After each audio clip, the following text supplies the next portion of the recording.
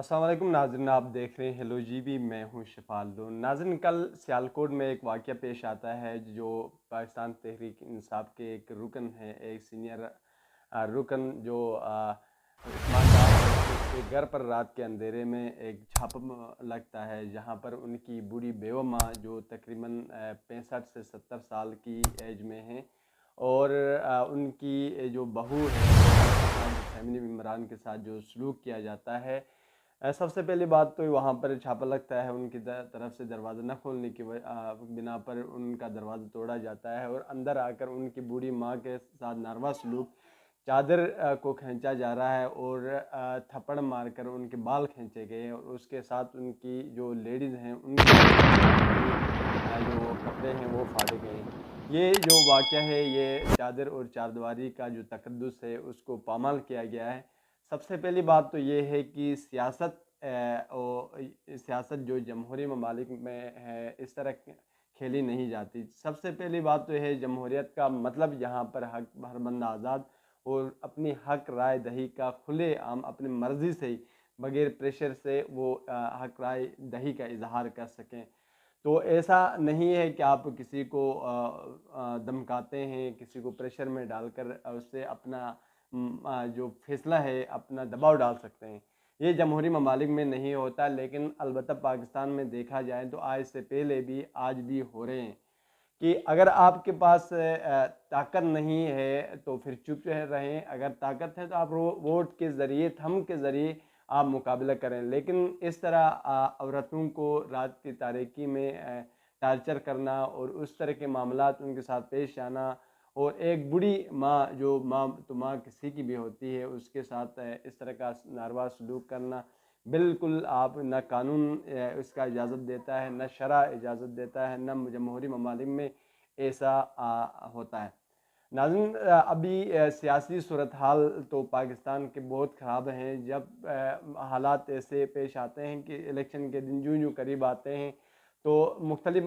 جو پارٹی اور پارٹیز ہیں ان کے اراکین ہیں ان کی طرف سے مختلف بیانات بھی آتے ہیں، اور ساتھ ساتھ کچھ ایسے جن کو کہیں لوٹے، کسی بھی جماعت کے ہیں لوٹے، اب اپنے مقامات تبدیل کرنے کے بھی وقت آئے ہیں کہ پرانے، سب سے پہلی بات تو یہ ہے کہ لوٹے دوسرے جماعتوں میں جا رہے ہیں، جس کی وجہ سے پرانے جو کارکن ہیں، نظریاتی کارکن کسی بھی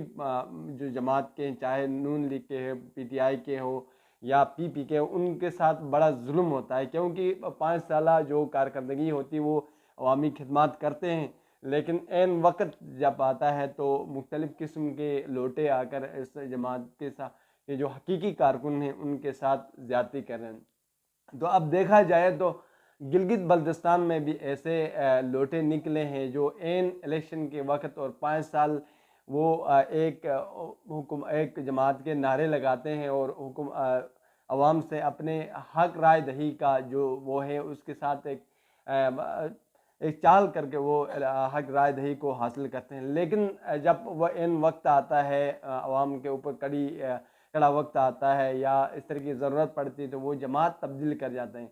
سب سے پہلی بات تو یہ ہے کہ وہ اپنا نقصان کرتے ہیں، کیونکہ جو آج پاکستان کی عوام وہ نہیں ہے، وہ تبدیل ہو چکی ہے، ایک نظریاتی عوام بن چکی ہے۔ اگر ایک پی پی کا ذاتی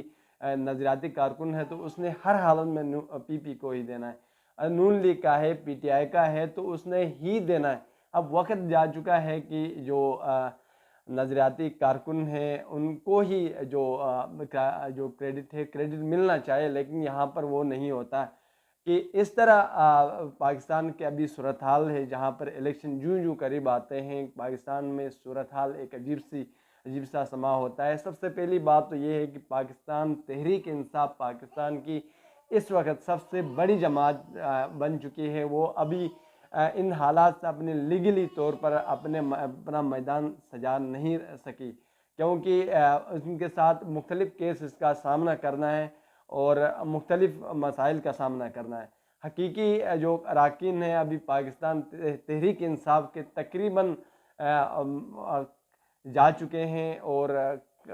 ہو چکے مختلف مسائل کی وجہ سے، لیکن ابھی جو ان کی جنگ لڑ رہے ہیں پاکستان تحریک انصاف کی، वो वकला ही लड़ रहे हैं। वकला को कानून का पता है, पाकिस्तान के सही वारिस अगर कहा जाए तो वकला हैं, क्योंकि एक वकील के ज़रिए दो वकला ने मिलकर पाकिस्तान को आज़ाद कराया। और आज इसी वक्त जब पाकिस्तान को मुश्किल वक्त आता है तो पाकिस्तान के वकला खड़े होते हैं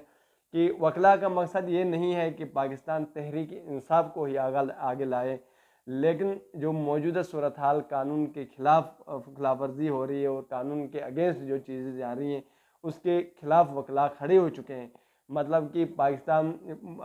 PTI यानी पाकिस्तान पीपल पार्टी के चंद वकला हैं जो पाकिस्तान तहरीक इंसाफ की जो हैं फेवर कर रहे हैं, क्योंकि यहाँ पे कानून की बात की जाती है और कानून के साथ खिलवाड़ किया जा रहा है। तो अब पाकिस्तान के मौजूदा सूरत हाल ये है कि पाकिस्तान तहरीक इंसाफ के जो हकीकी कारकुन हैं उनके साथ मुख्तलिफ मसाइल का सामना है। और जैसे आप देख सकते हैं पाकिस्तान तहरीक इंसाफ के जो सीनियर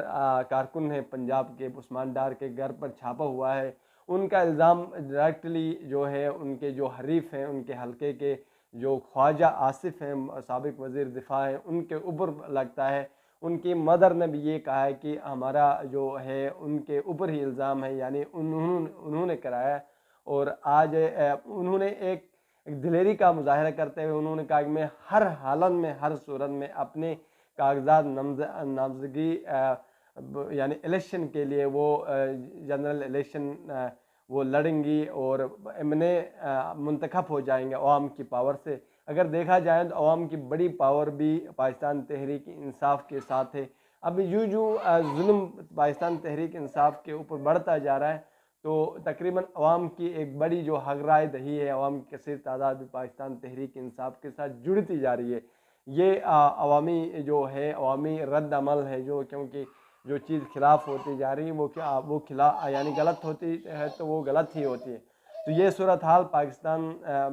के अंदर है, जो पाकिस्तान के इलेक्शन करीब होते जा रहे हैं, जहाँ पर पाकिस्तान इस मुश्किल कड़ी में एक मुश्किल दलदल में फंसा हुआ, जहाँ जो इकनॉमिकल क्राइसिस का सामना है पाकिस्तान को, उससे निकलना है और पाकिस्तान की जो पाकिस्तान का मुस्तकबिल है उसका फ़ैसला होना है। तो अब इलेक्शन करीब हैं, मसाइल आपके सामने हैं। पाकिस्तान के साथ जो